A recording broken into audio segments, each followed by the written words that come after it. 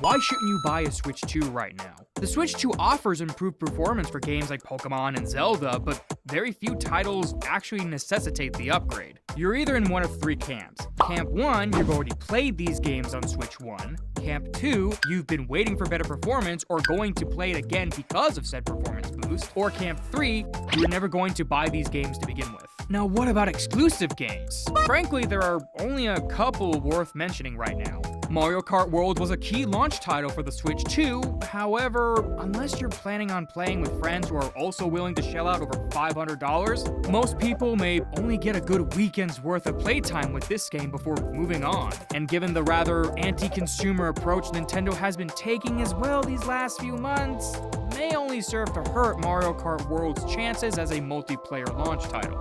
Then there is Donkey Kong Bonanza as the only single-player reason for anyone to get a Switch 2 right now. However, with only an average of 30 hours to beat the game, 50 if you want to be a completionist, it's hard to say it's enough on its own to justify a full console purchase right now. Of course, there is more content coming out for the Switch 2, but most of the upcoming releases we're seeing for the Switch 2 are either DLCs for Switch 1 games or cross-generational titles you can get for the Switch 1 without actually upgrading. Now, normally this is expected with any transgenerational game, and I would usually opt for the better performing alternative console. However, paying $70 to $80 per game, plus the cost of the console itself, just isn't worth it yet.